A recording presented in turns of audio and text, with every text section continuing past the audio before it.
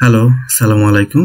আমি আব্দুর রহমান জয় লার্নার্স ক্লাবের পক্ষ থেকে আপনাদের স্বাগত জানাচ্ছি। লার্নার্স ক্লাব হচ্ছে একটি লার্নারদের ক্লাব, যেখানে লাইফ লং লার্নিং এর একটা সিস্টেমস, যেখান থেকে আপনি সারা জীবনে প্রয়োজনীয় জিনিস আপনি শিখতে পারবেন। তো আমাদের আজকের বিষয় হচ্ছে হাইড্রোফোনিক সিস্টেম এবং ভার্টিক্যাল গার্ডেনিং, যেটা আসলে আমরা বলি মাটিবিহীন গাছ উৎপাদন, যেখানে মাটির ব্যবহার একেবারেই নেই। এখানে আসলে গাছগুলোকে লাগানোর জন্য মিডিয়া হিসাবে আমরা কোকোপিট ইউজ করে থাকি, যেটা আসলে নারকেলের ছোবলা থেকে তৈরি হয়। এ থেকে গাছ তার প্রয়োজনীয় পুষ্টি উপাদানের অনেকটাই পেয়ে থাকেন। আর এখানে ওয়াটার সাপ্লাই বা ডিপ ওয়াটারিং বা ওয়াটারিং সিস্টেমের মাধ্যমে পানিতে সরাসরি পানি গাছের জন্য যে পুষ্টি উপাদানগুলো দরকার সেগুলো এর মাধ্যমে পৌঁছানো হয়, এবং এটা পুরোটা চাইলে একটা অটোমেটিক সিস্টেম করে নেওয়া যেতে পারে, যে নির্দিষ্ট সময় পরপর গাছগুলোকে সে পুষ্টি উপাদান সাপ্লাই করবে। তো পৃথিবীতে এরকম অনেক রকম পদ্ধতিতেই ভার্টিক্যাল গার্ডেনিং সিস্টেমে এরকম হাইড্রোফোনিক সিস্টেমস গুলো তৈরি করা হয়। যেমন আপনি চাইলে এরকম একটা রুমের ভিতরে একটা স্ট্রাকচার তৈরি করে, যেখানে বিভিন্ন তালা সিস্টেম বা থাক সিস্টেম করে গাছগুলোকে আপনি রাখতে পারেন। এই জন্যই খুব মজা করে বলি, গাছেরও থাকবে অ্যাপার্টমেন্টস, মানে গাছেদের নতুন আবাসভূমি হচ্ছে অ্যাপার্টমেন্টস। তো এটা একটা ভার্টিক্যাল গার্ডেনিং সিস্টেম, যেখানে একটা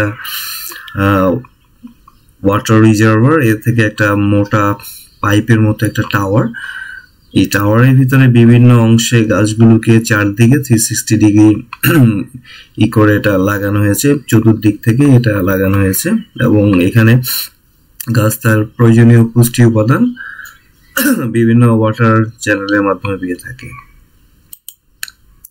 এটা একটা সিস্টেম। এরকম অনেক রকম পদ্ধতি আছে, আসলে এটা নির্ভর করে কার কতটুকু জায়গা বা এরিয়া আছে সেটার উপর সে ডিফাইন করে আপনি এই জিনিসটা তৈরি করতে পারেন। এটা আপনি চাইলে ইনডোরও তৈরি করতে পারেন, একটা বিল্ডিং এর ভিতরে আপনি চাইলে 20 তলা একটা বিল্ডিং করে প্রতি তলায় তলায় এরকম ভার্টিক্যাল গার্ডেনিং সিস্টেম করে পৃথিবীর যে আবাদ ভূমিটাকে কয়েকশো গুণ বাড়িয়ে দেওয়া যেতে পারে।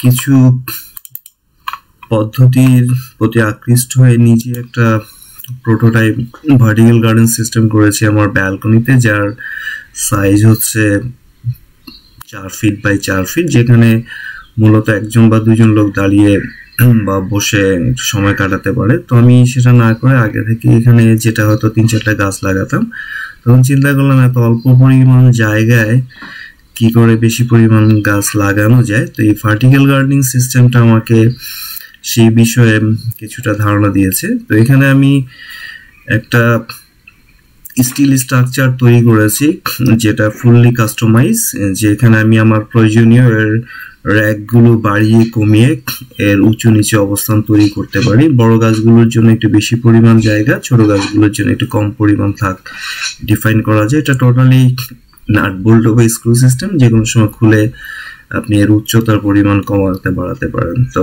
এখানে গাছেদের মিডিয়া হিসেবে আমি সম্পূর্ণ কোকোপিট ইউজ করেছি। এখানে শীতকালীন শাকসবজি প্লাস ফলমূলের গাছও লাগানো যায়, বিভিন্ন হার্বাল জাতীয় গাছগুলো লাগানো যায়, বা স্পাইস গাছগুলো এখানে লাগানো যায়। তো এখানে যেরকম আছে ধনেপাতা চাষ করা হয় সারা বছরই, তারপরে এখানে ক্যাপসিকামের চাষ হয়, এখানে ধরুন স্ট্রবেরি চারা লাগানো হয়েছে। তো এই সিস্টেমটা হচ্ছে একটা ডিপ ওয়াটারিং, এখানে টবগুলোর নিচ দিয়ে গাছে তার পুষ্টি উপাদানগুলো প্রবেশ করে আমার ওই হাইড্রোফোনিক সিস্টেমের মাধ্যমে, পাইপের মাধ্যমে এখানে ড্রপ আকারে পানিগুলো থাকে, যার ফলে কোনো এক্সেস ওয়াটার এখানে ব্যবহার করা হয় না। প্রয়োজন যতটুকু আছে এখানে কোকোপিট ঠিক ওই পরিমাণ অংশটা টেনে নেয়। তো এখানে এই গাছগুলোর সাথে আরো যেগুলো আমি লাগিয়েছি, যেমন এখানে আছে যেমন এখানে একটা বড় গাছ আছে যেটা আসলে রোজমেরি, এটা বাংলাদেশে খুব একটা দেখা যায় না। এটা খুব সুগন্ধি একটা স্পাইস যেটা আপনি মাছ মাংসের সাথে দিয়ে খেতে পারেন। এতে তার মাছের স্বাদ গন্ধ বা মাংসের স্বাদ গন্ধটা অনেকটাই পরিবর্তন হয়ে যাবে। সাধারণত ওয়েস্টার্ন কান্ট্রিগুলোতে এগুলোর খুব বেশি প্রচলন দেখা যায়।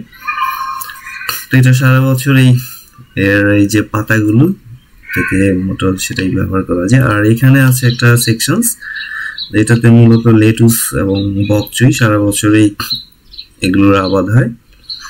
তো এই গাছগুলো প্রথমে কোকোপিটে চারা করা হয়, পরে এক একটা ওই যে কাপের মধ্যে কোকোপিট দিয়ে একটা ট্রের মধ্যে বসিয়ে রাখা হয়। ট্রের ভিতরে ওয়াটার রিজার্ভার থেকে পানি এসে জমা হয় এবং ফ্লোটা কন্টিনিউ চলতে থাকে।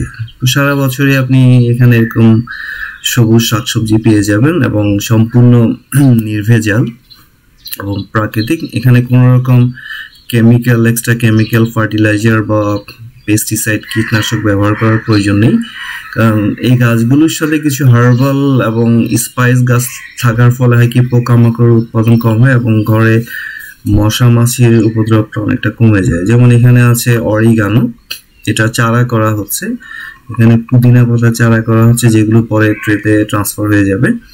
এগুলো কিছুই না, পুদিনা পাতার কাটিংস একটু আগাগুলো কেটে পানিতে রেখে দিলে এগুলো থেকে শিকড় গজায়। আর এটা হচ্ছে সুইট বেসিল, যেটা আমাদের বাংলাদেশের তুলসী পাতা, বাট আমাদের ট্রেডিশনাল তুলসী পাতার মতো না, এটা খাওয়া যায়, এটা মিষ্টি।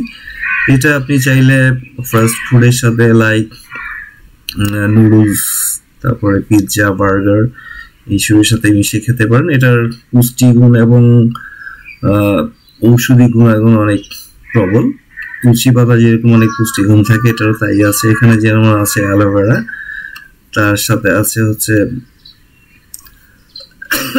স্ট্রবেরি। এটাও এই গাছগুলো সারা বছরই থাকে, একবার লাগালে 3-4 বছর এগুলো ফল দেয়। তো সে সামনে শীতকাল আসছে, শীতকালে এগুলো হবে। এটা হচ্ছে একটা বড় অরিগানো গাছ যেটা চারা থেকে পরে এখানে প্লাস্টিকের টবে লাগিয়ে দেওয়া হচ্ছে কোকোপিট দিয়ে, যেখানে এর ভার্টিক্যাল মানে নিচ থেকে মানে ডিপ ওয়াটারিং সিস্টেম, নিচ থেকে ওর পানির মাধ্যমে পুষ্টি উপাদানগুলো পেয়ে থাকে।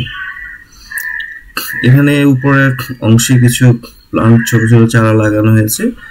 আর মেইন রিজার্ভ ওয়াটার থেকে একবার টপে একটা টাঙ্কির মতো বোতল দিয়ে করা, এখানে সে ওর খাবারগুলো জমে পানির মাধ্যমে, সেগুলো পাইপ আকারে প্রতিটা টবের মধ্যে ড্রপ আকারে সারাদিন পড়তে থাকে। আর এক্সেস পানিগুলো টবের নিচ দিয়ে ফুটা আছে ওখানে বেরিয়ে যায় এবং সেখান থেকে আস্তে আস্তে আবার রিজার্ভারে চলে যায়। মানে এটা একটা ওয়াটার সাইক্লিং সিস্টেম। এখানে সময় মতো পানিগুলো মানে পাইপের মাধ্যমে এসে জমা হয় এবং সেখান থেকে একটু একটু ড্রপ আকারে পানিগুলো এই টবের মধ্যে পড়তে থাকে এবং একটা থেকে আবার আরেকটার কন্টিনিউ একটা সাপ্লাই সিস্টেম ওটার নিচ দিয়ে ফুটা করা থাকে, যার ফলে পানিগুলো এক ট্যাপের থেকে অন্য টবে ইজিলি সুইচ করে। এখানে আর পানি দিয়ে তাকে বা পাইপ দিয়ে তাকে সাপ্লাই করা হচ্ছে না। মানে উপরে টপ লেভেলে যদি পানি সাপ্লাইটা দেওয়া হয় তাহলে অটোমেটিক্যালি এটা একটা থেকে একটা করে একবারে নিচের লেভেল পর্যন্ত সে চলতে থাকে, যাতে কখনোই এই গাছগুলো তার পুষ্টির স্বল্পতা ভোগে না।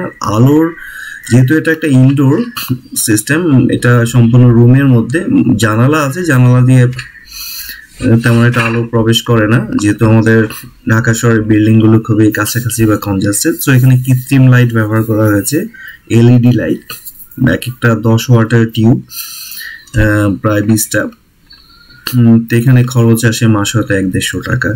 তো এই লাইটটা 12 ঘন্টা চলে, 12 ঘন্টা অফ থাকে। তো এটার একটা অটো টাইমার সিস্টেম আছে, সকাল 6টা থেকে সন্ধ্যা 6টা পর্যন্ত লাইটগুলো জ্বলবে। আর এর যে গাছগুলোর যে পুষ্টি উপাদান দরকার হয় সেগুলো একটা অটো সিস্টেম, সেটারও টাইমার দেওয়া আছে, নির্দিষ্ট টাইম পর পর ও ওয়াটার সাপ্লাই করে থাকে। এবং পানির মধ্যে ওর এনপিকে, গাছের জন্য যেই সবচেয়ে ন্যাচারালি যেটা তৈরি করা হয়, নাইট্রোজেন, তারপরে ক্যালসিয়াম, তারপর আসে ম্যাগনেসিয়াম, অ্যামোনিয়া এরকম জাতীয় কিছু পুষ্টি উপাদান ন্যাচারালি কালেক্ট করে এগুলো দিয়ে তার জন্য সুষম একটা জৈব সার তৈরি করা হয়। তো এখানে বিভিন্ন রকম বেসি লিভ আছে, যেটা কিছুটা আছে একটু বেগুনি, কিছু আছে সবুজ।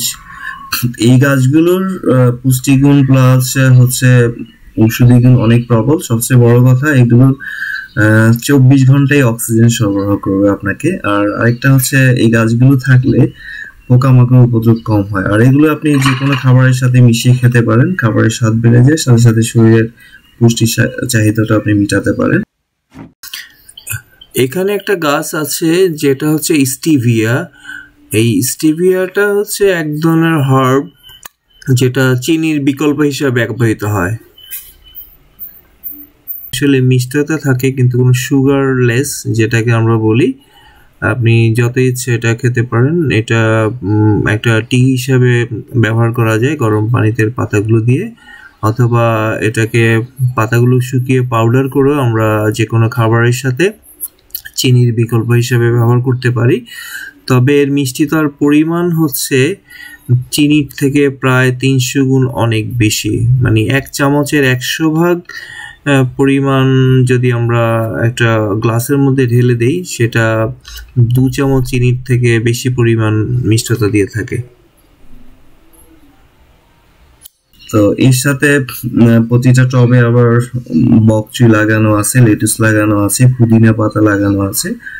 তো মোটামুটি যেগুলো আসলে বাজারে খুব অতটা সহজলভ্য না, সেই জাতীয় জিনিসগুলো লাগানোর চেষ্টা করা হচ্ছে। চাইলে আপনি এখানে যেরকম আমি শীতকালীন শাকসবজিও লাগিয়ে থাকি, লাইক মূলা শাক, তারপর আছে লাউ শাক, পুঁই শাক, সবই এখানে লাগানো যায় ইচ্ছা মতো, এবং সারা বছরে এগুলো উৎপাদন করা যায়, যেহেতু এখানে মানে ন্যাচারাল কোনো ওরকম ডিজাস্টারের চান্স নেই। ঝড়, বন্যা, অতি তাপ ওরকম নেই। টেম্পারেচারটা কন্ট্রোলে আছে। এখানকার এই রুমের টেম্পারেচারটা হচ্ছে সবসময় 26 থেকে 30-এর মধ্যে থাকে। বেশি টেম্পারেচার হয়ে গেলেই এক্সস্ট ফ্যান সেটাকে অ্যাডজাস্ট করে নেয়। তো ওটা একটা টাইমলি সার্টেন টাইম ওভারহিটেড হয়ে গেলে এই ফ্যানগুলো চলে এবং সেটা বাতাসটাকে নর্মাল করে দেয়। তো এই হচ্ছে একটা ভার্টিক্যাল গার্ডেনিং সিস্টেম। তো ভবিষ্যতে পৃথিবী আসলে মানুষদের মতো এরকম ভার্টিক্যাল হয়তো উপরের দিকে তাদের আবাসভূমি তৈরি করবে। আমরা যেরকম বিল্ডিং এর তালা বানাতে বানাতে 100, 150, 200 তালা করে ফেলছি আজকাল, সবাই এক একটা অ্যাপার্টমেন্টে থাকি। তো ভবিষ্যতে গাছেরও এরকম অ্যাপার্টমেন্টে থাকবে এবং মানুষের খাবার চাহিদা মিটিয়ে থাকবে। এবং উন্নত বিশ্বের মতো বাংলাদেশেও এই পদ্ধতির প্রচলন হয়েছে। তো আমি একজন প্রযুক্তিবিদ হিসাবে এখানে চেষ্টা করেছি প্রযুক্তি আর প্রকৃতির একটা সুষম কম্বিনেশন, যার ফলে আমার এখানে 24 ঘন্টা একটা অক্সিজেন পাওয়ার একটা ব্যবস্থা আছে। আর একটা হচ্ছে সবুজ, সতেজ এবং ভেজাল মুক্ত, যেটাকে আমরা বলি, ওরকম কিছু পুষ্টির চাহিদা মেটার ব্যবস্থা আছে। যেহেতু আমি নিজে থেকে কোনো কেমিক্যাল বা ক্ষতিকারক ইউজ করি না, পেস্টিসাইড ইউজ করি না, কারণ এখানে পোকামাকড় উপদ্রব হয় না। কারণ যেহেতু এখানে হার্বালস, তারপর স্পাইস, বিভিন্ন রকম গাছের কম্বিনেশন থাকার ফলে হয় কি পোকামাকড় খুব একটা এখানে আসার চান্সেস কম। তো আশা করি এ থেকে আপনারা উদ্বুদ্ধ হতে পারেন, এবং আমি মনে করি যে প্রত্যেকটা মানুষই তার নিজের প্রয়োজনীয় কিছু সবুজ প্রকৃতি তার করা উচিত। 1 ফিট জায়গা থাকুক বা 1 ইঞ্চি জায়গা থাকুক, আপনি আপনার টেবিলের মধ্যে একটা গাছ লাগিয়ে একটা ল্যাম্পের মাধ্যমে ওকে আলো দিতে পারেন, আর 2-1 ফোঁটা করে প্রতিদিন পানি দিয়ে দিয়ে ওকে সুন্দরভাবে বাঁচিয়ে রাখতে পারেন। এবং ঠিক আছে, তো সবাই ভালো থাকুন। আসসালামু আলাইকুম।